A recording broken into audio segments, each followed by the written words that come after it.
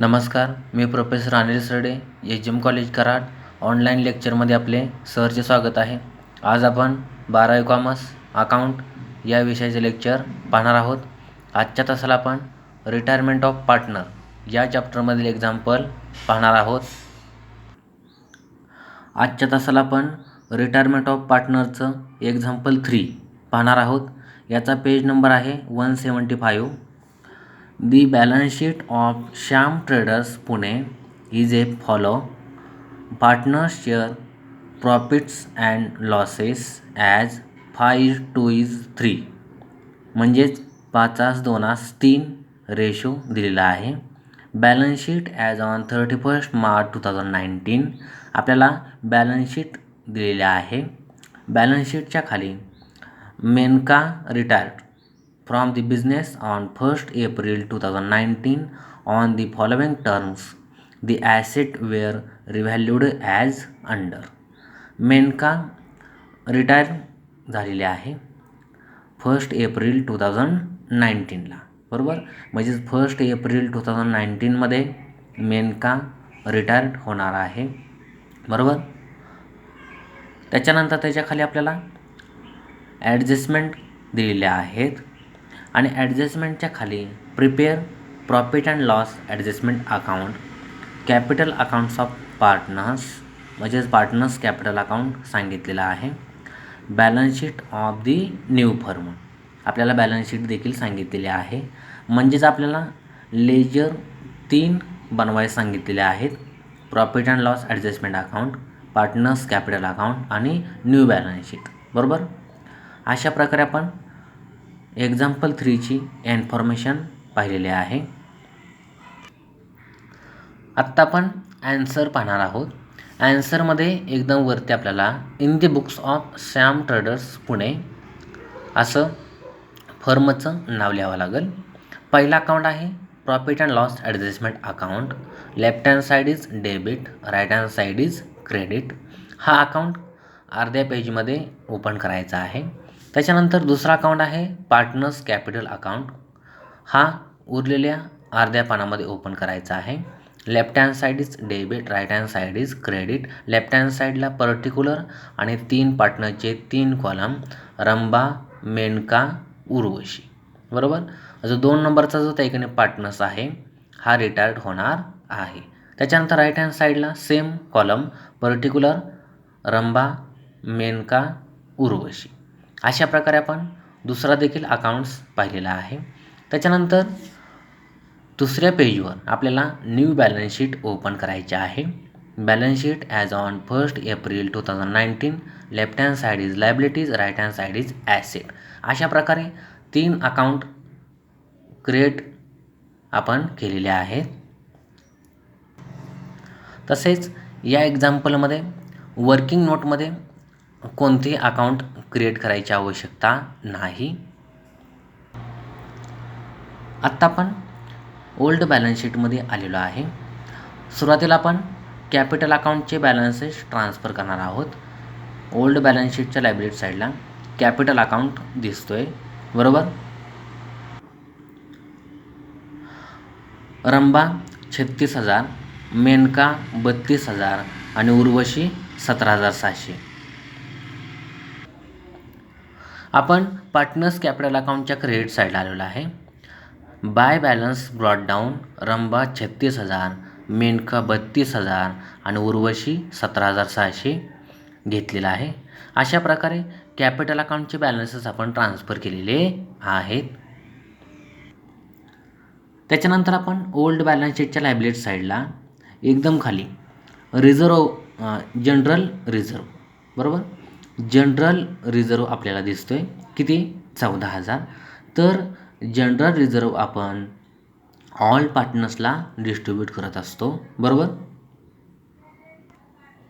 आपण वर्किंग नोटमध्ये आलेलो आहे, बरोबर. Example 3 answer working notes. General reserve distributed to all partners. Ratio आहे 5:3. रेशोची बेरीज आहे 10. आता जनरल रिझर्वची किंमत किती आहे 14,000. 14,000 छेद 10. ह्या शून्य हे शून्य गेलं. 1,400. 1/4 जनरल रिझर्वचा येतो आहे. म्हणून रंभा बरोबर 1400 गुणिले 5 बरोबर 7000. मेनका बरोबर 1400 गुणिले 2 बरोबर 2800. उर्वशी बरोबर 1400 गुणिले 3 बरोबर 4200 आणि या सर्वाची बेरीज केली तर 14000 येते. अशा प्रकारे आपण जनरल रिझर्व ऑल पार्टनर्सला आपण डिस्ट्रीब्यूट केलेलं आहे. ह्याची आपण एंट्री काय करतो तर general reserve account debit 14000 to all partners capital account. म्हणून आपण all partners capital account credit केल्यामुळे आपण क्रेडिट साईडला आलो. अपोजिट अकाउंटचं नाव by general reserve account Rambha 7000, Menaka 2800 आणि उर्वशी 4200. अशा प्रकारे आपण जनरल रिझर्वचं पोस्टिंग केलं आहे. त्याच्यानंतर आपण ॲसेट साईडला आलेलो आहे. ॲसेट साईडला बँक अकाउंटचा बॅलन्स 12400 दिसतोय. तर आहे तसा हा न्यू बॅलन्स शीटच्या ॲसेट साईडला घ्यायचा आहे. म्हणून आपण न्यू बॅलन्स शीटच्या ॲसेट साईडला आलो. बँक 12400 बरोबर आहे तसं बॅलन्स घ्यायचं आहे बरोबर. त्याच्यानंतर आपण आता ॲडजस्टमेंट पाहूया. Stock at ₹28,000. स्टॉकची किंमत किती आहे रिव्हॅल्यू 28,000. आता वरती आपण ओल्ड बॅलन्स शीटच्या ॲसेट साईडला स्टॉकची किंमत पाहूया. स्टॉक 20,400 म्हणजेच मूळ किंमत 20,400 आहे आणि ॲडजस्टमेंटमध्ये किती दिली 28,000 म्हणजे ॲसेटची किंमत वाढलेली आहे बरोबर. स्टॉकची किंमत वाढलेली आहे 7,600. म्हणून आपण प्रॉफिट अँड लॉस ॲडजस्टमेंट अकाउंटच्या क्रेडिट साईडला आलो. बाय स्टॉक अकाउंट 7,600 बरोबर. दुसरं पोस्टिंग आपण न्यू बॅलन्स शीटच्या ॲसेट साईडला स्टॉक मूळ किंमत 20,400 बरोबर. ओल्ड बॅलन्स शीटमधली ॲड ॲप्रिशिएशन वाढ झाली 7,600 बरोबर. ह्या दोन्हीची बेरीज आउटरला 28,000 आलेली आहे. अशा प्रकारे आपण स्टॉकचं 2 ठिकाणी पोस्टिंग केलेलं आहे. त्याच्यानंतर पुढे बिल्डिंग इज ॲप्रिशिएटेड बाय 10%. बिल्डिंगच्या अमाऊंटमध्ये देखील ॲप्रिशिएशन झालेलं आहे, वाढ झालेली आहे. आता बिल्डिंगची आपण मूळ किंमत पाहूया 40,000. 10% वाढ म्हटल्यावर 1 झिरो कमी करायचा म्हणजेच 4,000 वाढ झालेली आहे बरोबर. बिल्डिंगमध्ये वाढ झालेली आहे म्हणून आपण प्रॉफिट अँड लॉस ॲडजस्टमेंट अकाउंटच्या क्रेडिट साईडला आलो. बाय बिल्डिंग अकाउंट 4,000 बरोबर. दुसरं पोस्टिंग आपण न्यू बॅलन्स शीटच्या ॲसेट साईडला करणार आहोत. बिल्डिंग 40,000 मूळ किंमत ॲड ॲप्रिशिएशन वाढ झाली 4,000 आउटरला 44,000 अमाऊंट आपण घेतलेली आहे. अशा प्रकारे आपण बिल्डिंगचं देखील 2 ठिकाणी पोस्टिंग केलेलं आहे. त्याच्यानंतर RDD is to be increased up to ₹1,000. RDD मध्ये वाढ झालेली आहे म्हणजे अमाऊंट किती दिली 1,000 म्हणजे आपल्याला 1,000 RDD सन्ड्री डेटर्समधून लेस करावं लागणार आहे. पूर्वी किती आपण लेस केलेलं आहे वरती आपल्याला ओल्ड बॅलन्स शीटच्या ॲसेट साईडला समजेल. RDD पूर्वी आपण ₹800 लेस केलेला आहे. आता किती सांगितलेलं आहे 1,000 म्हणजेच ₹200 वाढ झाली आहे RDDमध्ये म्हणजेच डेटरीची किंमत कमी होणार आहे आणखीन ₹200 बरोबर. ॲसेटची किंमत ₹200 कमी होणार आहे म्हटल्यानंतर आपण प्रॉफिट अँड लॉस ॲडजस्टमेंट अकाउंटच्या डेबिट साईडला येणार. टू RDD ₹200 आपण घेतलेला आहे. ते ₹200 कसं आलं तर आपल्याला ₹1,000 RDDची किंमत दिलेली आहे आणि पूर्वी आपण ₹800 लेस केलेला आहे. 1,000मधून 800 गेले ₹200 आलेला आहे. अशा प्रकारे आपण या ठिकाणी पहिलं पोस्टिंग केलेलं आहे. आता दुसरं पोस्टिंग आपण न्यू बॅलन्स शीटच्या ॲसेट साईडला करणार आहोत. डेटर्स मूळ किंमत 16,800 लेस RDD 1,000 बरोबर. आउटरला 15,800 अमाऊंट आलेली आहे. अशा प्रकारे आपण डेटरचं देखील पोस्टिंग त्या ठिकाणी केलेलं आहे. त्याच्यानंतर पुढे plant and machinery is to be depreciated by 10%. Plant and मशिनरीवर डेप्रिशिएशन 10% सांगितलेलं आहे. आता आपण प्लांट अँड मशिनरीची मूळ किंमत पाहूया 32,000 आहे. 10% म्हणल्यावर 3,200 म्हणजेच प्लांट अँड मशिनरीची किंमत कमी होणार बरोबर. ॲसेटची किंमत कमी झाली की आपण प्रॉफिट अँड लॉस ॲडजस्टमेंट अकाउंटच्या डेबिट साईडला घेतो. To plant and machinery 3,200. बरोबर. दुसरं पोस्टिंग आपण न्यू बॅलन्स शीटच्या ॲसेट साईडला करणार आहोत. प्लांट अँड मशिनरी मूळ किंमत 32,000, लेस डेप्रिशिएशन 3,200, आउटरला 28,800 आपण प्लांट अँड मशिनरीची किंमत घेतलेली आहे. अशा प्रकारे याचं देखील आपण 2 ठिकाणी पोस्टिंग केलेलं आहे. त्याच्यानंतर आता दुसरी आपण ॲडजस्टमेंट पाहूया.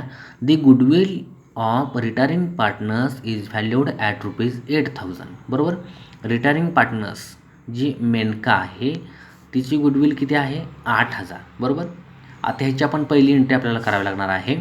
Goodwill account debit to Menka partners capital account. बरोबर. मेनका पार्टनर्स कॅपिटल अकाउंट काय केलेलं आहे? क्रेडिट, म्हणून आपण क्रेडिट साईडला आलो. अपोजिट अकाउंटचं नाव काय? बाय गुडविल अकाउंट, आणि मेनकाच्याच कॉलममध्ये 8,000 घ्यायचं आहे. बाकीच्या ऑदरच्या पार्टनर्समध्ये डॅश करून घ्यायचं आहे. बरोबर. ह्या देखील एंट्रीज आपण पोस्टिंग केलेलं आहे. त्याच्यानंतर पुढे अँड द रिमेनिंग पार्टनर्स म्हणजेच continuing partners decided that goodwill be return back किंवा return off in their new profit sharing ratio which will be 5:3. म्हणजे 5:3 या न्यू प्रॉफिट शेअरिंग रेशोनुसार जी 8,000 जी गुडविल आहे रिटायरिंग पार्टनरची ती बाकीच्या अदर पार्टनर्सनी म्हणजेच रंभा आणि उर्वशीनं रिटर्न ऑफ करून घेतलेले आहे. बरोबर. त्यांच्या 5:3 रेशो प्रमाणात. रेशोची बेरीज किती आली? 8. म्हणून 8,000ला आपण 8नं जर भागलं तर 1,000 एक भाग गुडविलचा येतोय. म्हणून रंभाला 5,000 गुडविल द्यावे लागेल आणि उर्वशीला 3,000. याची एंट्री होणार रिटर्न ऑफ केलं पार्टनर्सला, म्हणजेच continuing partners capital account debit to goodwill अशी एंट्री होणार आहे. याचं देखील आपण पोस्टिंग करणार आहोत. Continuing partners capital account debit केल्यामुळे आपण डेबिट साईडला आलो. अपोजिट अकाउंटचं नाव टू गुडविल अकाउंट, रंभाच्या कॉलममध्ये 5,000 आणि उर्वशीच्या कॉलममध्ये 3,000, मेनकाच्या कॉलममध्ये डॅश. अशा प्रकारे आपण याचं देखील एंट्रीचं पोस्टिंग केलेलं आहे. आता या ठिकाणी गुडविल अकाउंट ॲटोमॅटिक टॅली होणार आहे. एकदा गुडविल डेबिट झालं होतं म्हणजे डेबिटला पोस्टिंग झालं 8,000चं, आणि एकदा गुडविल आत्ता आपण बघितलं क्रेडिट झालेलं आहे. क्रेडिटला देखील 8,000चं पोस्टिंग झालं.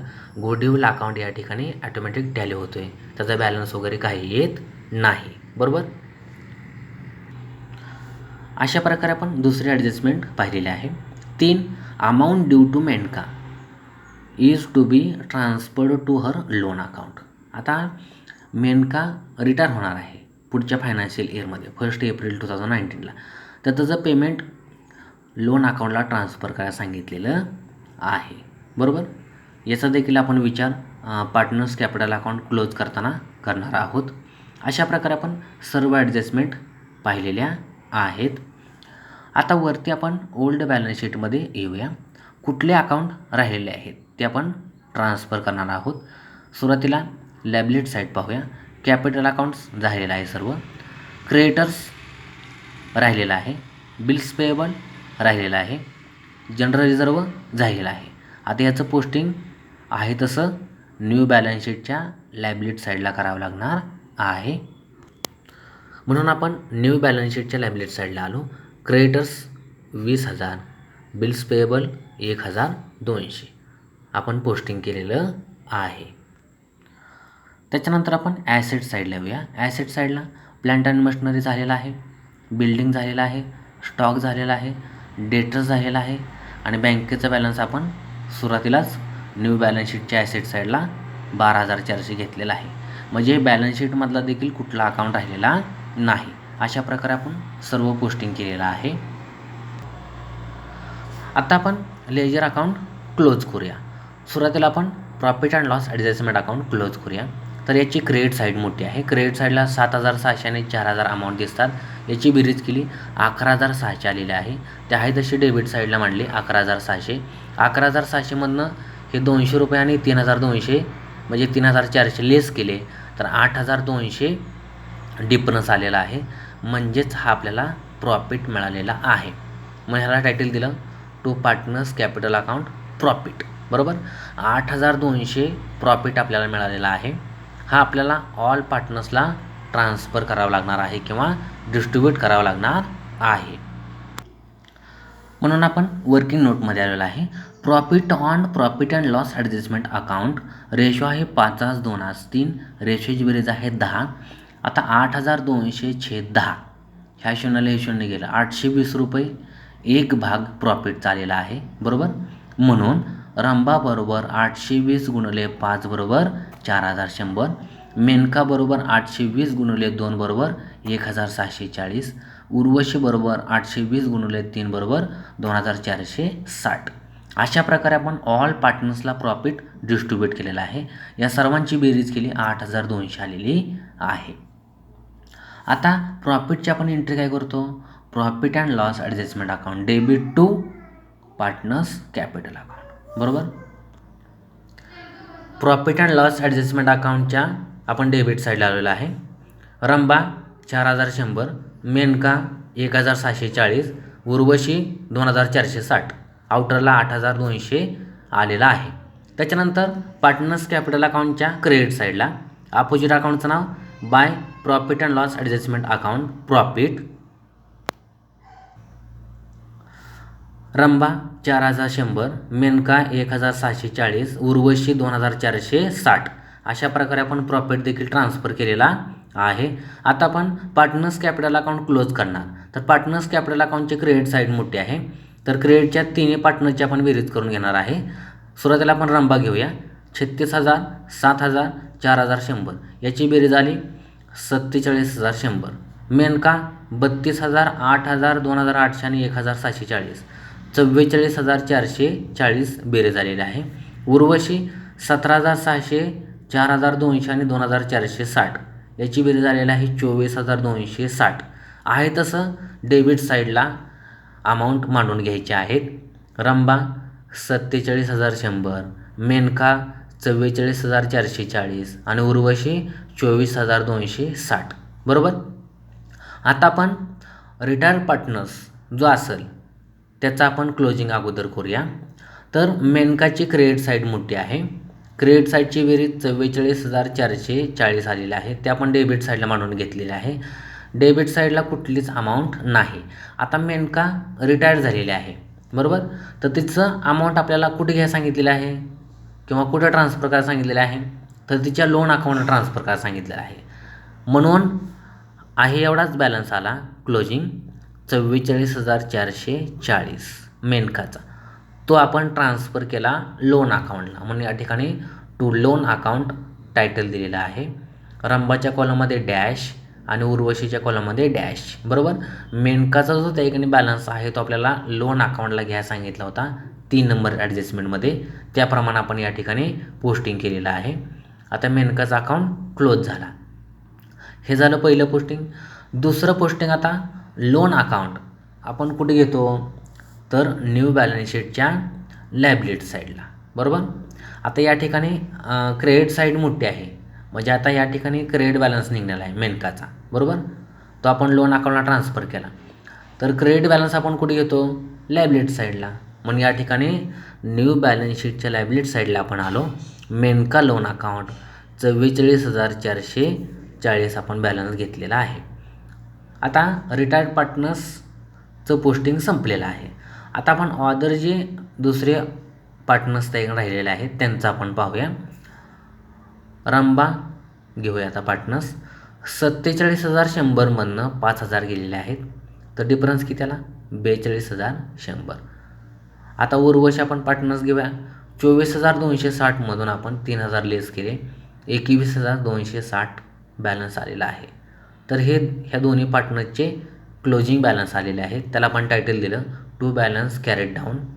रंबा 42,100 आणि उर्वशी 21,260. ते ओपनिंग करून घेतले अपोजिट साईडला बाय बॅलन्स ब्रॉट डाऊन. रंबा 42,100, मेनकाच्या कॉलममध्ये डॅश, उर्वशी 21,260. अशा प्रकारे आपण ते ओपनिंग करून देखील घेतलेले आहेत. आता क्लोजिंग बॅलन्सेस आपण हे कुठे घ्यायचे, पार्टनर्स कॅपिटल अकाउंटचे, कंटिन्यूइंग पार्टनरचे. तर न्यू बॅलन्स शीटच्या लायबिलिटी साईडला कॅपिटल अकाउंट रंभा 42,100, उर्वशी 21,260, आउटरला याची बेरीज 63,360 आलेली आहे. अशा प्रकारे आपण कॅपिटल अकाउंटचं देखील पोस्टिंग बॅलन्स शीटच्या लायबिलिटी साईडला केलेलं आहे. आता आपण न्यू बॅलन्स शीट टॅली करणार आहोत. न्यू बॅलन्स शीट टॅली करत असताना लायबिलिटी साईडची बेरीज आणि ॲसेट साईडची बेरीज सारखीच आली पाहिजे, तर आपली न्यू बॅलन्स शीट टॅली होणार आहे. सुरुवातीला आपण लायबिलिटी साईड पाहूया. लायबिलिटी साईडला 20,000, 1,200, 63,360 आणि 44,440 एवढ्या अमाऊंट दिसतात. या सर्वांची बेरीज केली 1,29,000 आलेली आहे. आता आपण ॲसेट साईड पाहूया. ॲसेट साईडला 28,000, 44,000, 15,800 आणि 28,800 आणि 12,400 एवढ्या अमाऊंट दिसतात. या सर्वांची बेरीज केली 1,29,000 आलेली आहे. अशा प्रकारे लायबिलिटी साईडची बेरीज आणि ॲसेट साईडची बेरीज सारखीच आलेली आहे. अशा प्रकारे आपली न्यू बॅलन्स शीट टॅली झालेली आहे. आजच्या तासाला आपण रिटायरमेंट ऑफ पार्टनरचं 3 नंबर एक्झाम्पल पाहिलेलं आहे. श्याम ट्रेडर्स पुणे यांचं. हे एक्झाम्पल पाहत असताना आपण profit and loss adjustment account पाहिलेलं आहे, पार्टनर्स कॅपिटल अकाउंट पाहिलेलं आहे आणि न्यू बॅलन्स शीट देखील पाहिलेली आहे. अशा प्रकारे आजच्या लेक्चरला आपण या ठिकाणी थांबूया. धन्यवाद. लेक्चर आवडल्यास शेअर आणि सबस्क्राईब करायला विसरू नका. धन्यवाद.